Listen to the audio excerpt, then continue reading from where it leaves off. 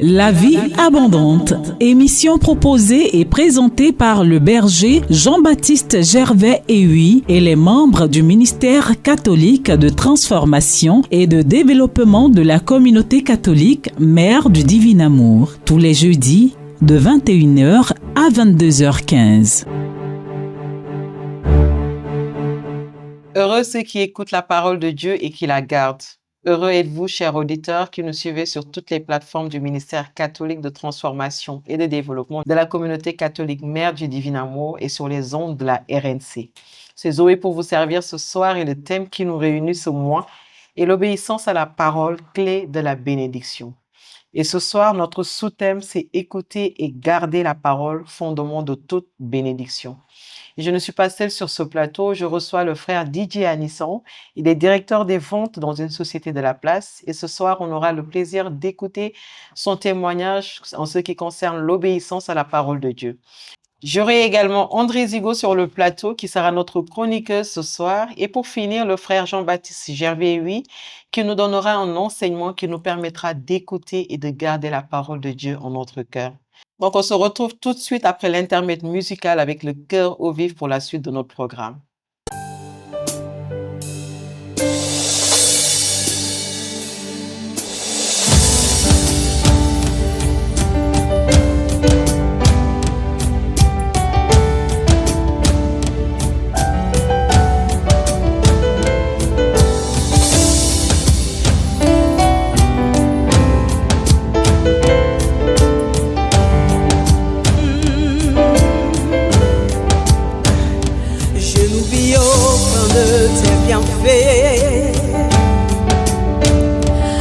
Chaque fois j'y pense, mon cœur est rempli. Les paroles pour te louer, des paroles pour te louer. Oh, je n'oublie aucun de tes bienfaits. À chaque fois j'y pense, mon cœur est rempli. Des paroles pour te louer, des paroles pour te louer. Et quand tout va mal, oh mon âme, pourquoi t'as battu? Même au milieu de la tempête, il est là. Quand tout va mal, oh mon âme, pourquoi t'as battu?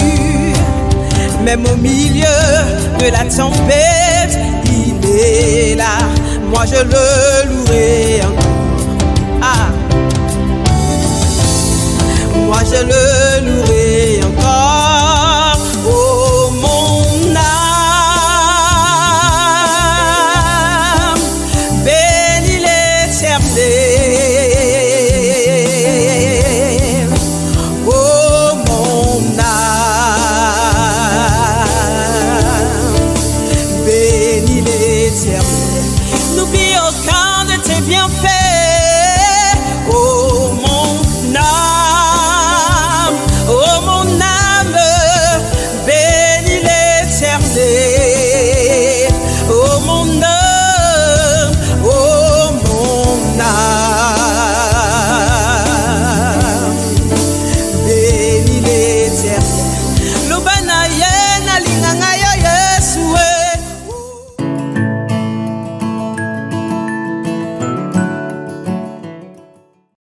De retour sur le plateau pour notre instant témoignage et je me tourne vers le frère DJ. Bonsoir DJ et bienvenue Bonsoir, sur le Zoé. plateau. C'est un plaisir de t'avoir. Pareil pour moi. Alors ce soir, on parle d'obéissance à la parole de Dieu, d'être connecté, de garder cette parole dans ton cœur.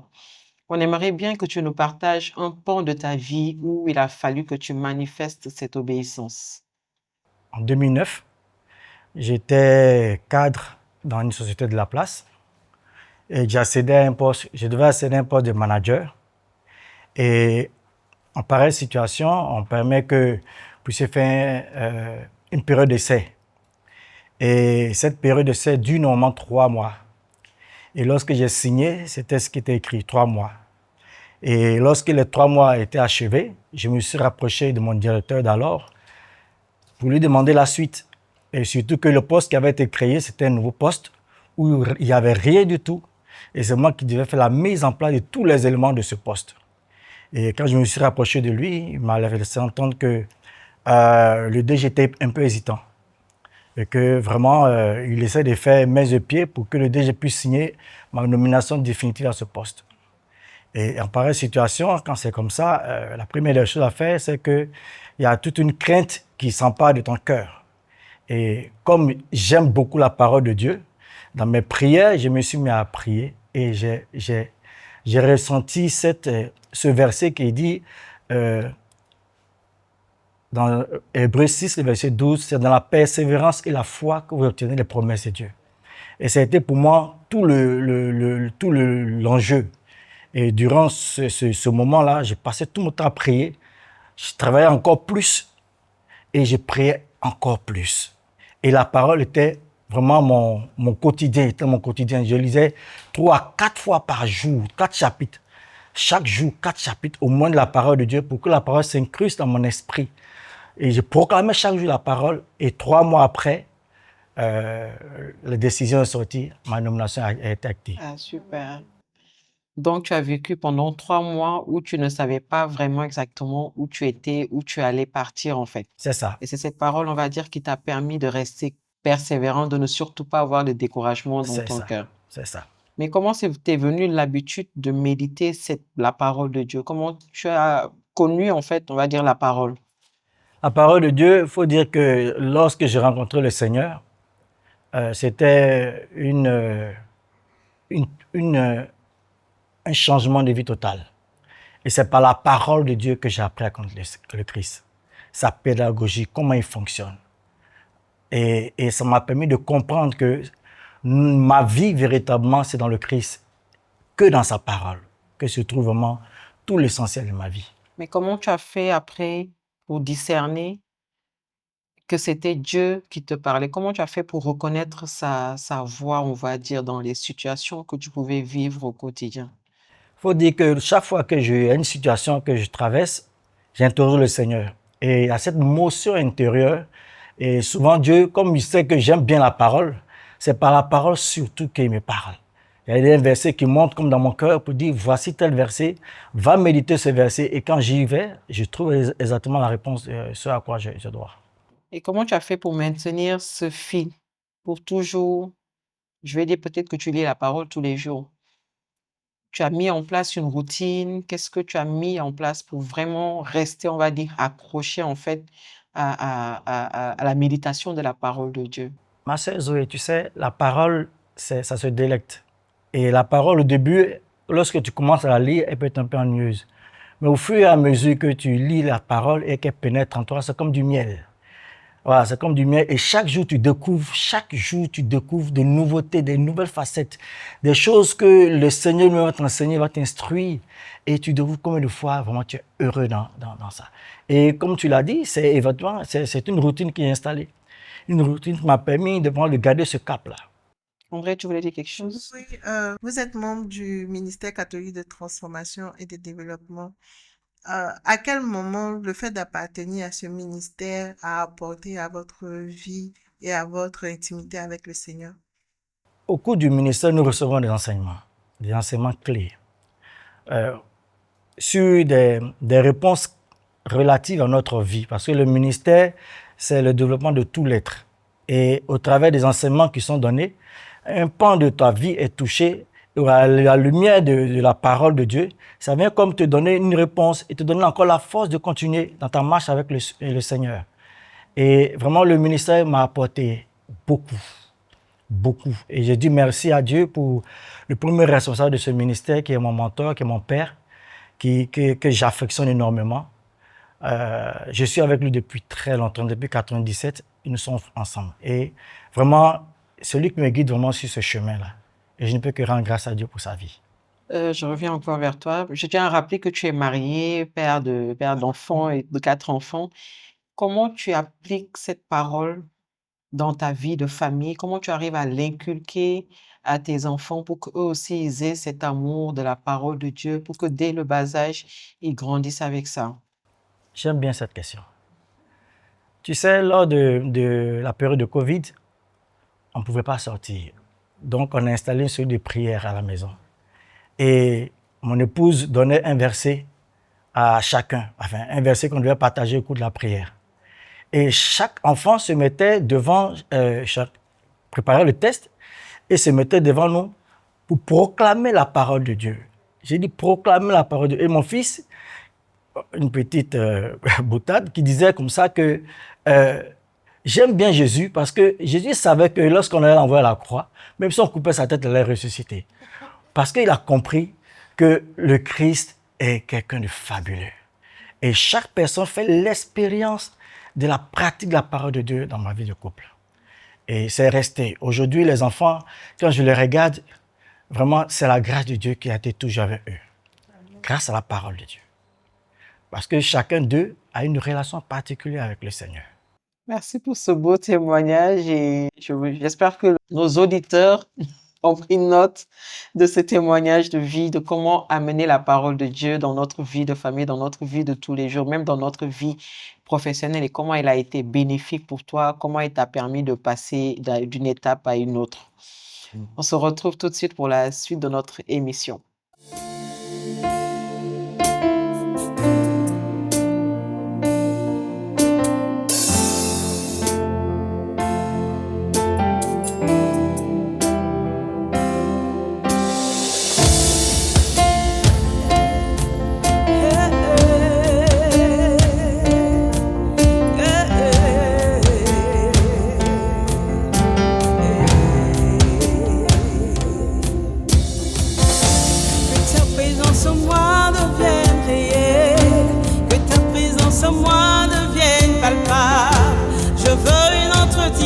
De toi,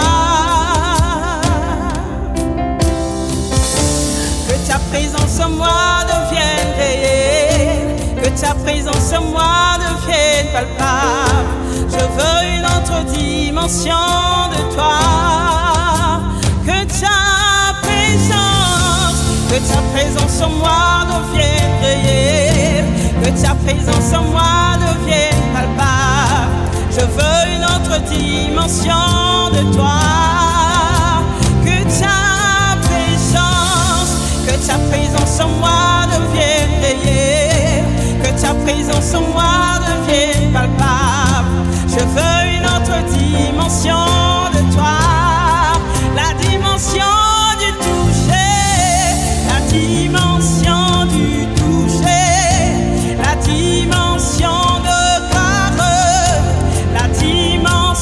de puissance, la dimension du toucher, la dimension du toucher, la dimension de gloire, la dimension de puissance, la dimension du toucher.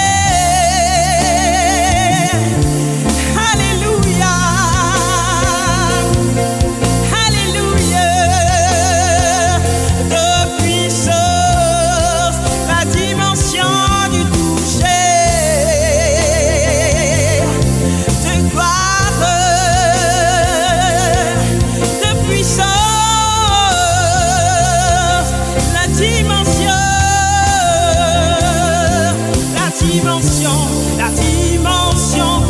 toucher, la dimension de gloire, la dimension de puissance, la dimension du toucher, la dimension du toucher, la dimension de gloire, la dimension de puissance.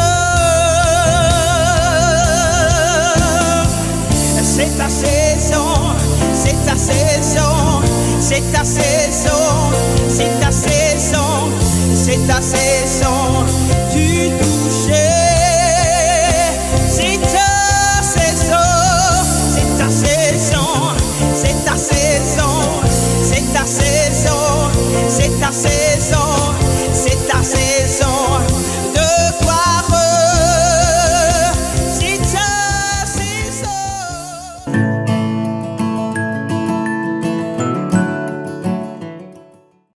De retour sur le plateau de la vie abondante et je me tourne tout de suite vers le frère Jean-Baptiste. Bonsoir frère Jean-Baptiste Bonsoir Zoé. et bienvenue sur le plateau. Merci.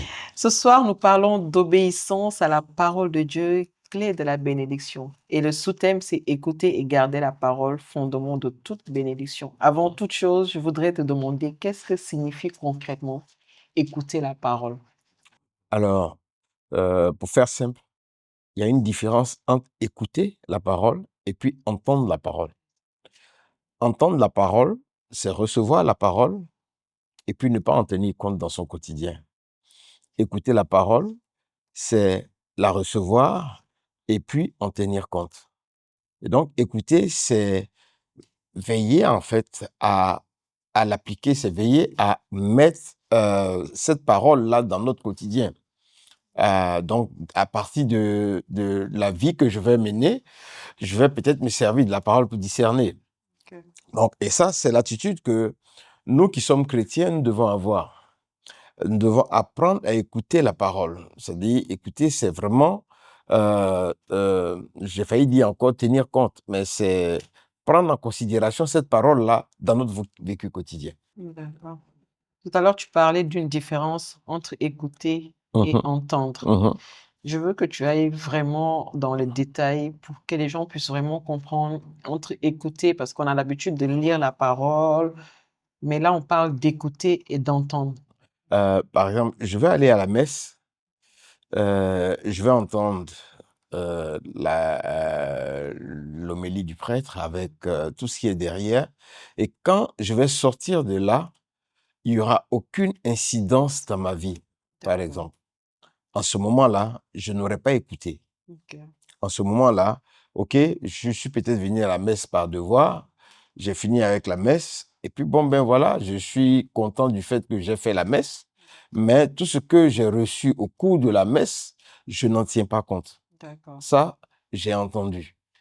Mais lorsque je vais à la messe, et ce qui est recommandé, c'est que déjà, les tests du jour, on les médite à la maison avant de se retrouver à la messe. Donc déjà, en les méditant, on commence déjà à prendre conscience de la réalité de ce qu'on a entendu. Et quand on arrive à la messe et que par l'homélie du prêtre, on est encore plus éclairé, Ok. ces choses-là doivent entrer dans notre quotidien et on doit faire en sorte que lorsqu'on est en train d'agir, on considère ce qu'on a reçu. Ok. Que ça vienne changer quelque chose dans notre vie, dans notre comportement, ou bien ça vienne attester que nous sommes dans la voie du Seigneur. D'accord. Voilà, donc voilà la différence. D'accord. Et après avoir écouté, comment concrètement on peut garder cette parole dans notre cœur? Parce qu'il y a tellement de choses qu'on reçoit, qu'on vit. Comment garder cette parole dans notre cœur et l'appliquer? Alors, la première des choses, c'est qu'on peut dire que je peux décider d'apprendre les paroles qui sont les points clés importantes. Je peux décider de les apprendre comme si j'apprenais une leçon. D'accord. Voilà, pour que je n'oublie pas.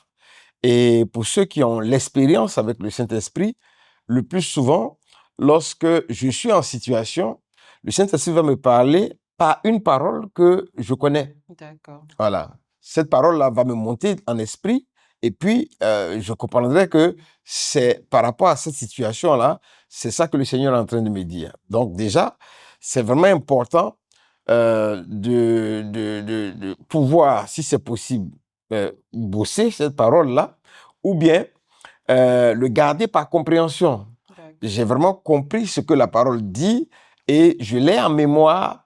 Je peux en situation m'en servir pour agir ou bien pour pouvoir recommander quelque chose à quelqu'un qui est à côté de moi. Donc, c'est vraiment ça.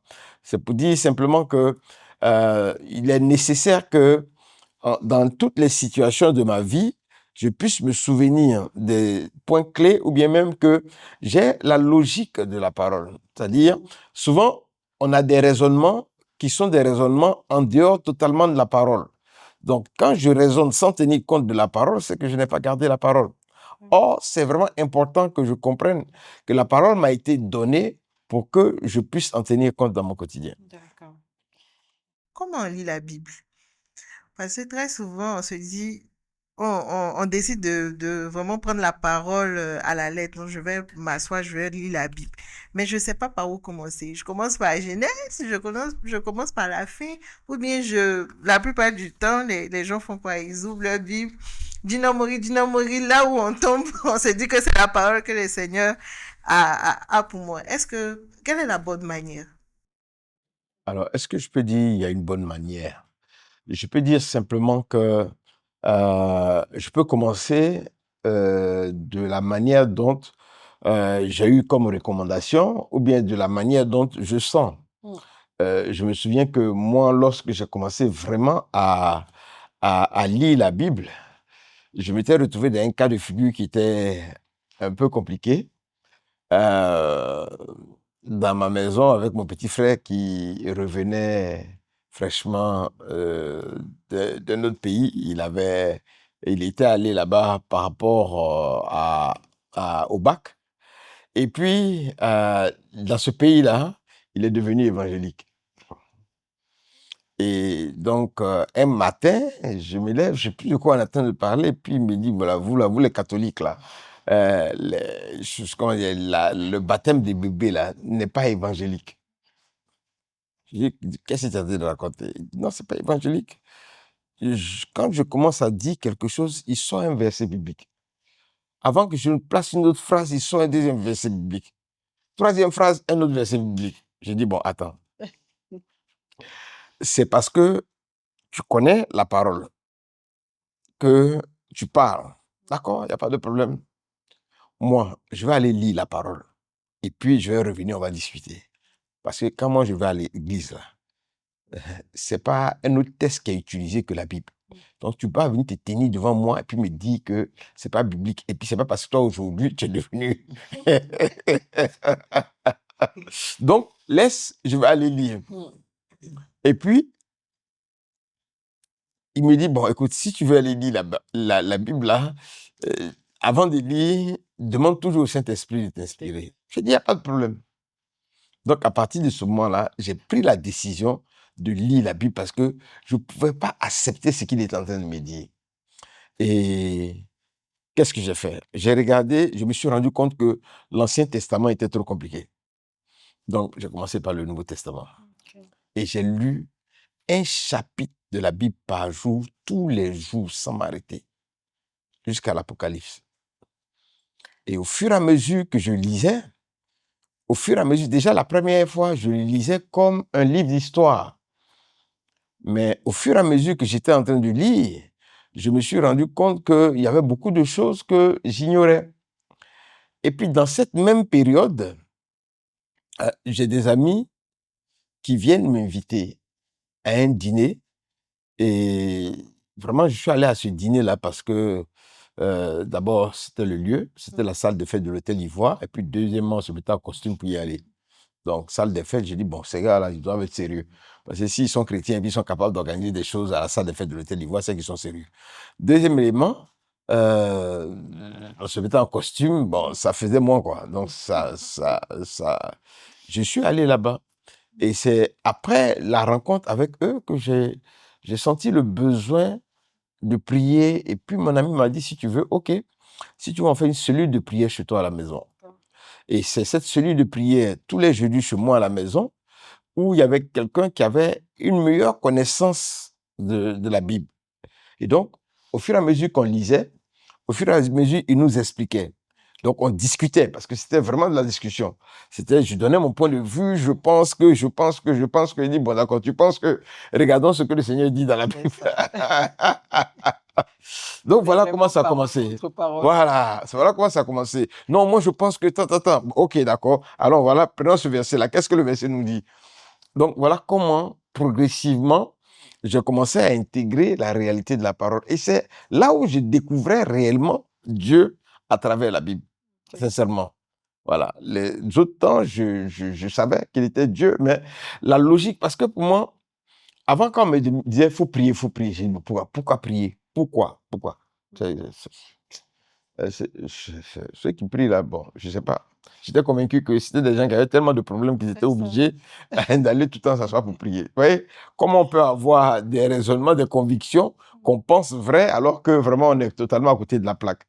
Et donc, mais à partir du moment où j'ai commencé à lire, ce qui m'a séduit, c'est que j'ai rencontré un Dieu, je caricature, hein, qui était comme moi. Pourquoi je dis qu'il était comme moi? C'est-à-dire, je me suis retrouvé en lui. Voilà. Surtout quand on a parcouru la Genèse, je vois que, non seulement il a une vision qui est l'œuvre de la création, deux, il va planifier, il va se fixer des objectifs journaliers et il va les exécuter et chaque jour, il va s'assurer que ces objectifs sont atteints. Non, là, vraiment, j'étais séduit par ce Dieu-là dans la Bible. Et puis encore, j'avais une préoccupation qui était l'objectif de la vie. Pourquoi on vit sur la terre? Et là, je découvrais dans la parole que on était en ambassade sur la terre, on était des ambassadeurs et que on était de passage et qu'il fallait préparer notre entrée dans l'au-delà. Donc, vous voyez que des réponses que je n'ai pas eues dans ma vie quotidienne, le fait de lire la Bible m'a permis de comprendre, de donner un autre sens à la vie. Et depuis ce jour-là, quand je suis rentré dedans, je n'ai plus quitté la Bible. Amen. C'est devenu ma boussole, c'est devenu l'élément qui m'oriente dans tout ce que je fais. Amen. Et là, on parle aussi d'obéissance. En quoi l'obéissance est liée, ou bien la bénédiction est liée à l'obéissance? Alors, donc, écouter et garder la parole, c'est une source, c'est le fondement de la bénédiction. Quand tu prends le livre de la Genèse, tu te rends compte d'une chose. Tant que Adam et Ève ont été obéissants à la parole de Dieu, mais ils étaient sous la bénédiction.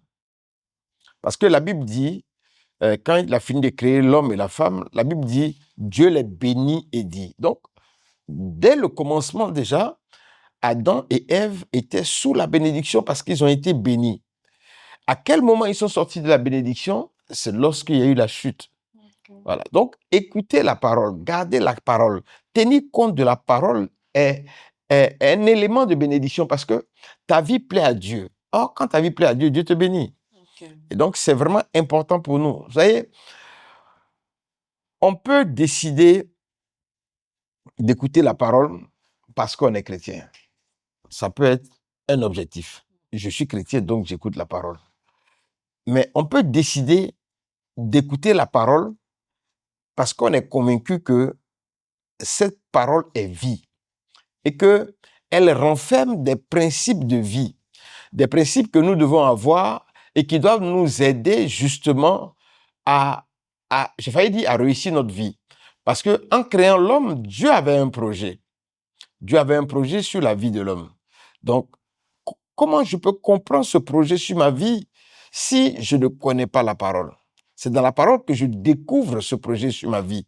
Et c'est lorsque je tiens compte d'elle et que je commence à l'utiliser ou bien la mettre en exécution que je prends conscience d'une réalité, c'est que ma conception de la vie ne peut pas être pareille que pour tout le monde.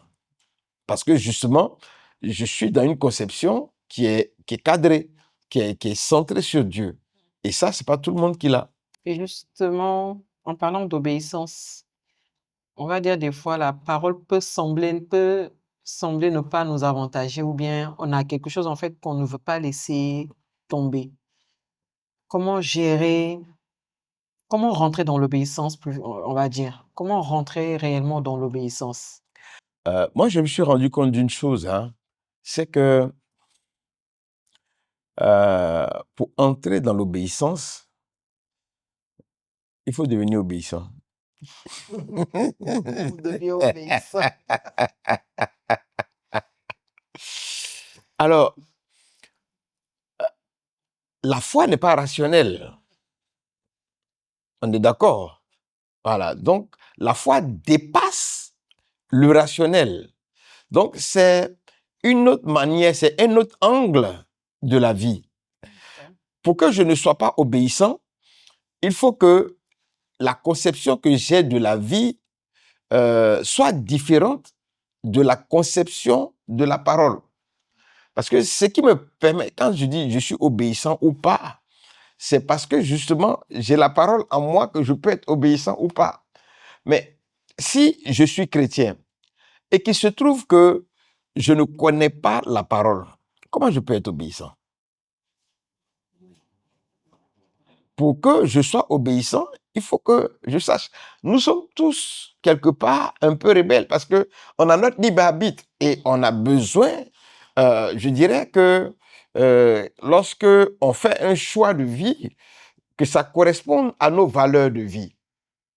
Alors, tant que mes valeurs de vie n'ont pas été, j'ai failli dire, imprégnées dans la parole, tant que la parole n'est pas venue prendre le dessus sur mes paroles de vie, mes valeurs de vie, comment est-ce que je peux devenir obéissant? Et donc, c'est la parole qui est la source de l'obéissance.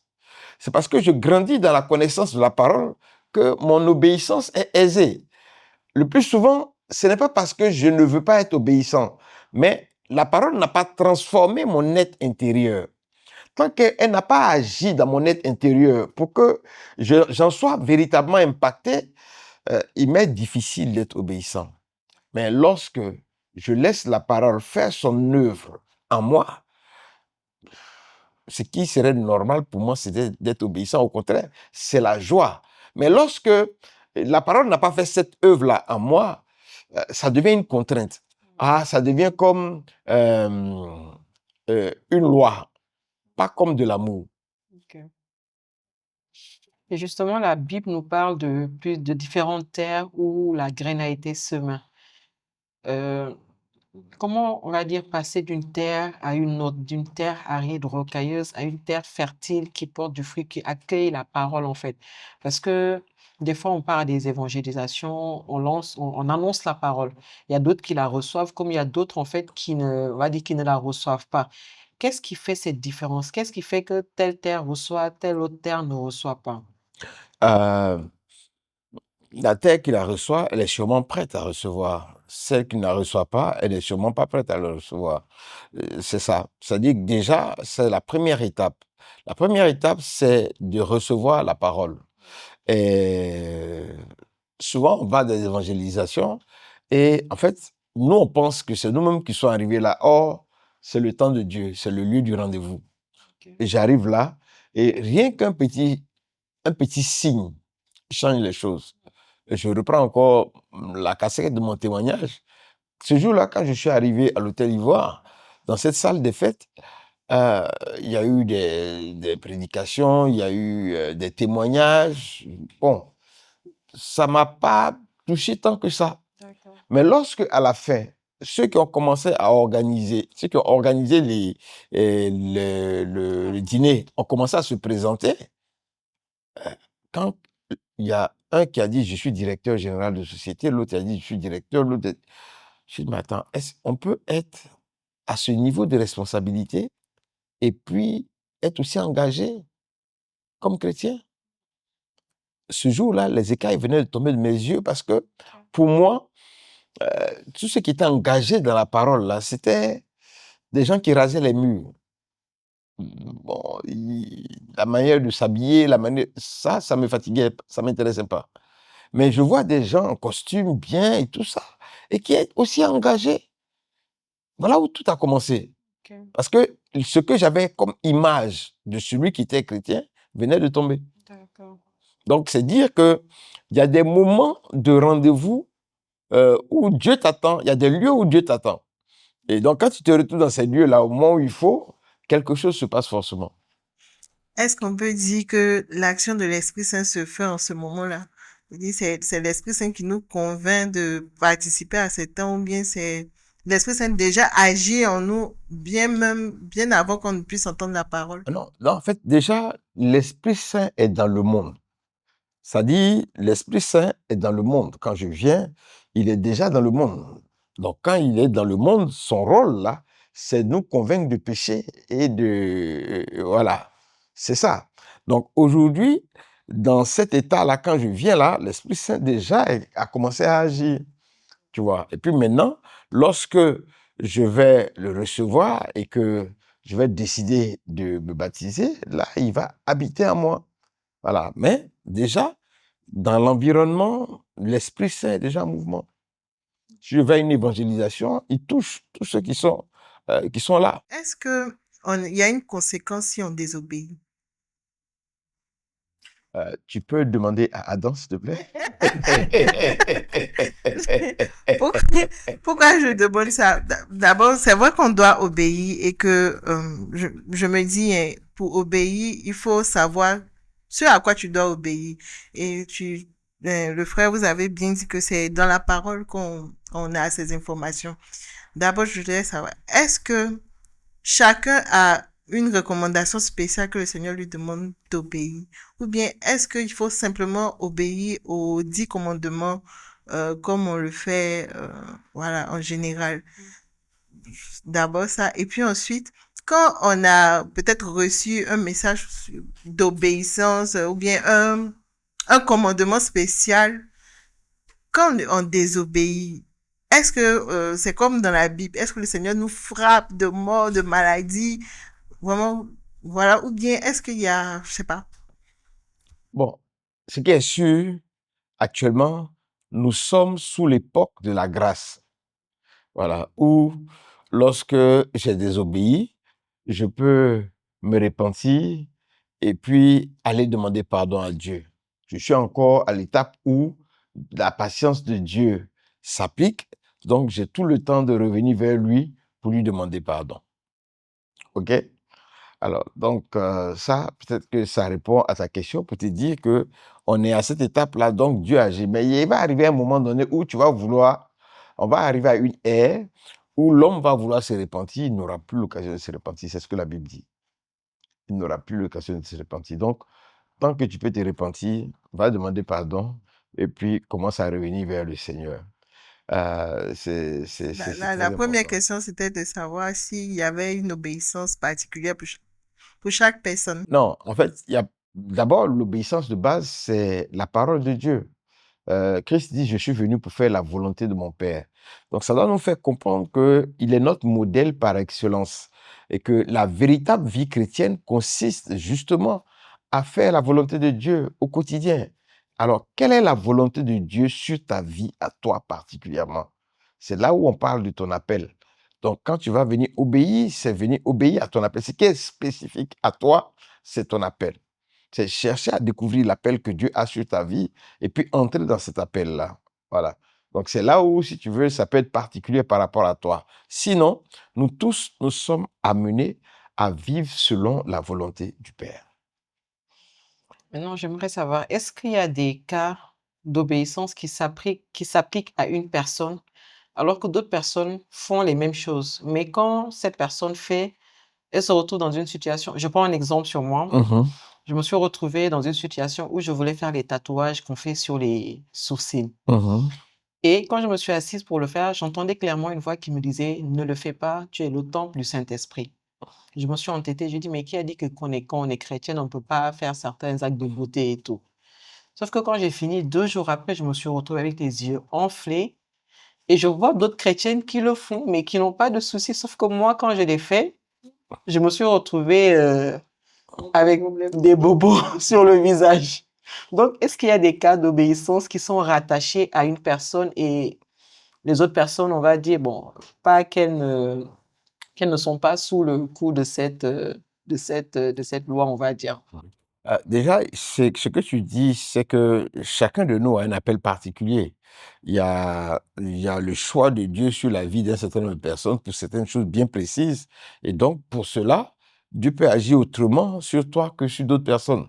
À cause, comme je le disais tout à l'heure, à cause de l'appel qui est sur ta vie, Dieu peut agir vis-à-vis de toi différemment que d'autres personnes. Ça peut arriver.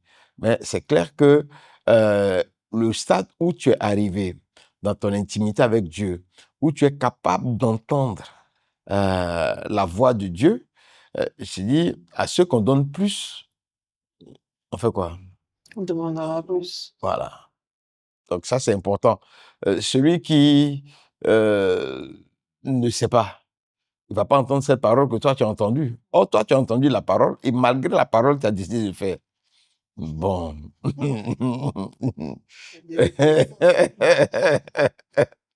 L'autre a dit, il n'entend pas la parole.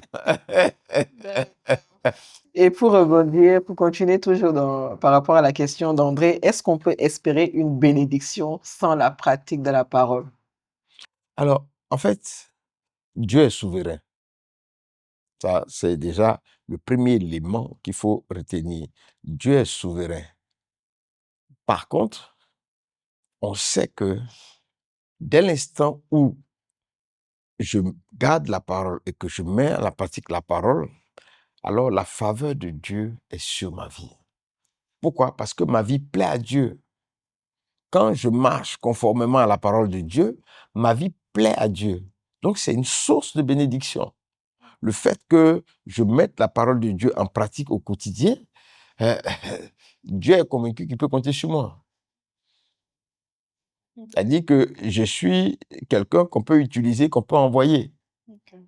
Et ça, c'est vraiment important, puisque Dieu cherche des hommes et des femmes qui va envoyer pour son œuvre. Et si tu fais partie de ces personnes-là, il y a bien sûr quelque chose de particulier qui sera sur ta vie. Maintenant, devant les épreuves, comment garder, on va dire, notre connexion, comment garder la parole de Dieu au quotidien, surtout dans les temps d'épreuve? Oui, en fait, déjà, lorsque on garde la parole de Dieu, on ne voit pas les épreuves de la même manière. Parce que quand tu regardes l'épreuve comme Dieu voit l'épreuve, pour toi, c'est un mirage. Pour toi, c'est quelque chose qui va passer. Pour toi, tu regardes l'épreuve avec l'espérance. Lorsque tu regardes l'épreuve de cette manière-là, il est clair que ça n'aura pas les mêmes incidences sur ta vie que quelqu'un qui n'a pas, en fait, cette espérance-là. Tu vois, et là, c'est différent. C'est un peu comme quand on regarde l'épreuve de la mort. Ce qui permet aux chrétiens de chanter, c'est qu'il sait que c'est un passage. C'est vrai que humainement, ça va le fragiliser, mais lorsqu'il va prendre son intimité avec le Seigneur, que cette conviction va de nouveau remonter dans son cœur, ça lui permet de pouvoir passer.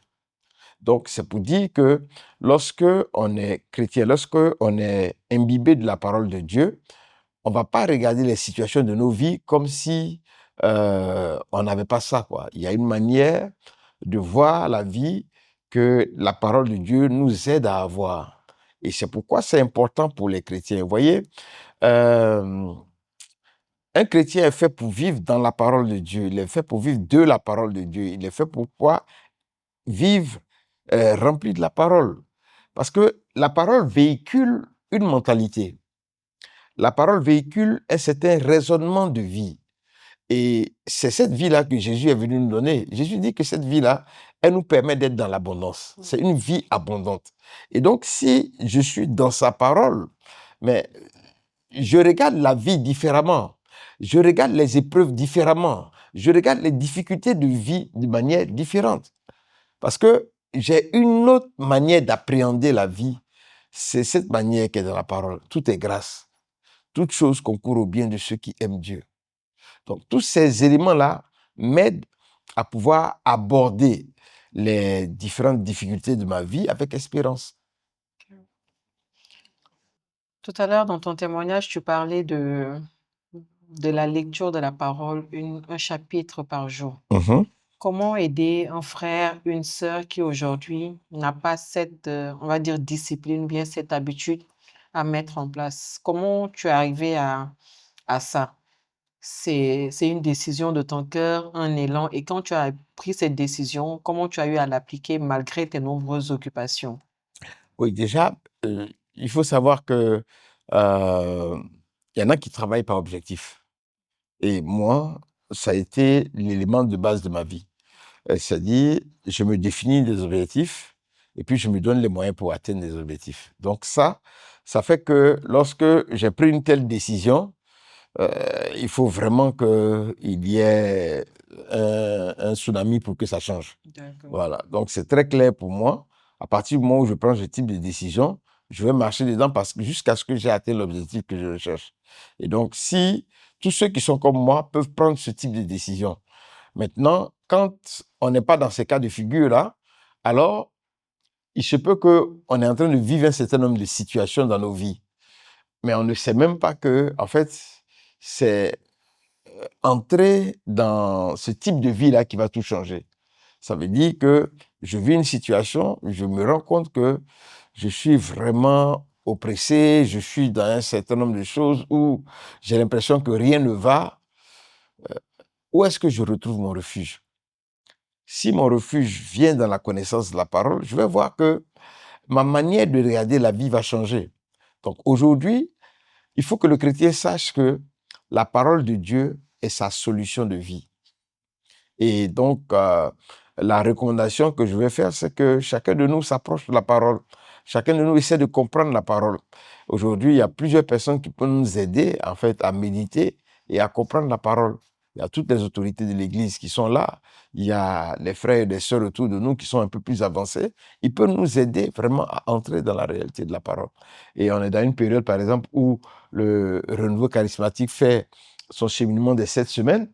Ça aussi, c'est une bonne opportunité pour aller découvrir, en fait, Dieu à travers la parole et puis entrer dedans. Merci, cher frère, pour tous ces éclaircissements concernant l'obéissance à la parole de Dieu et surtout, chers auditeurs, j'espère que vous avez suivi l'importance d'écouter et de surtout garder la parole de Dieu en son cœur. Nous nous retrouvons tout de suite pour la suite de notre programme. Est tangible en ce lieu, de grandes choses arrivent, le surnaturel est activé, ta gloire, ta gloire est tangible en ce lieu, de grandes choses arrivent, le surnaturel est activé.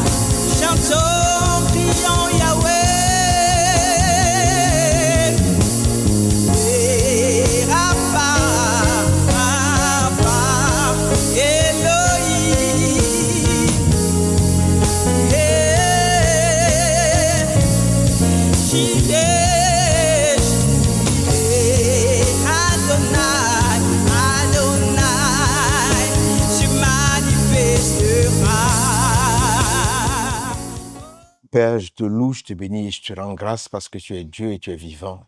Je veux ce soir encore, oh Dieu, te présenter tous ces auditeurs oui, et tous ces téléspectateurs, toutes ces personnes, oh Seigneur, qui ont suivi cette émission et qui ont écouté, Seigneur, ce partage que nous avons eu.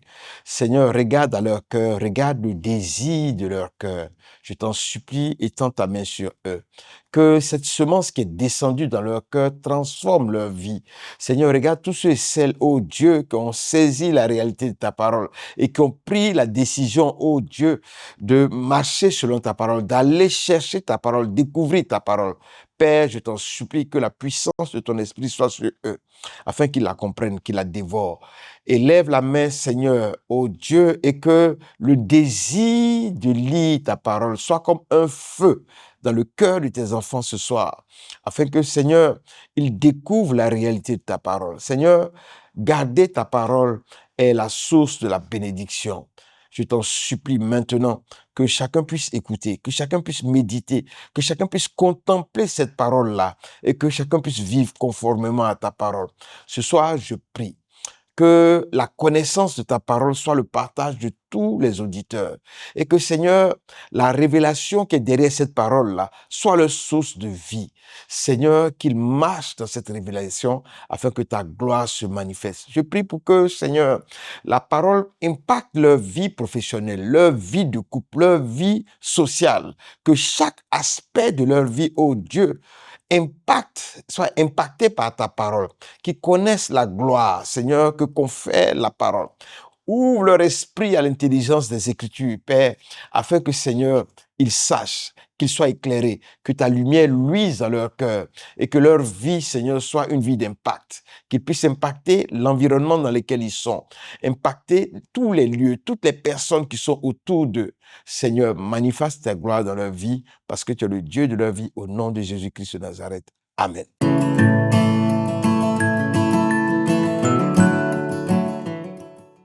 De retour sur le plateau de la vie abondante et nous sommes à l'instant information pour les nouvelles du ministère.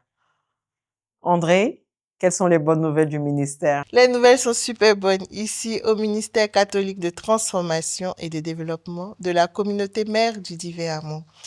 Avance en eau profonde. Tel est le thème qui va nous réunir ici à la maison Sainte-Thérèse de Jésus dans la nuit du 30 avril au 1er mai 2026 à partir de 20h. La nuit du travailleur chrétien. La nuit du travailleur chrétien, c'est une nuit d'action de grâce où nous, en tant que chrétiens, surtout nous qui travaillons, qui avons des postes de responsabilité, qui sommes dans la vie active, nous venons faire une pause et rendre grâce au Seigneur pour tant de bienfaits accordés durant cette année de travail et surtout pour lui consacrer cette nouvelle année qui arrive. Et au cours de cette nuit, nous aurons un temps de louange, d'intercession, un temps d'adoration et nous finirons ce temps par la messe. Voilà, donc à cette messe, les prêtres qui seront là prieront pour les différents secteurs d'activité de tous ceux qui seront avec nous ce jour. Comme orateur, nous aurons le frère Jean-Baptiste Gervais et lui et le frère Samuel-Marie Dibi qui viendront nous entretenir sur le thème. Et cette année, notre invité surprise, notre invité phare pour notre grand temps qu'on appelle Honneur à Sa Majesté sera le frère Marius, le psalmiste, qui viendra nous aider à rentrer pleinement dans ce temps d'adoration profonde avec le Seigneur.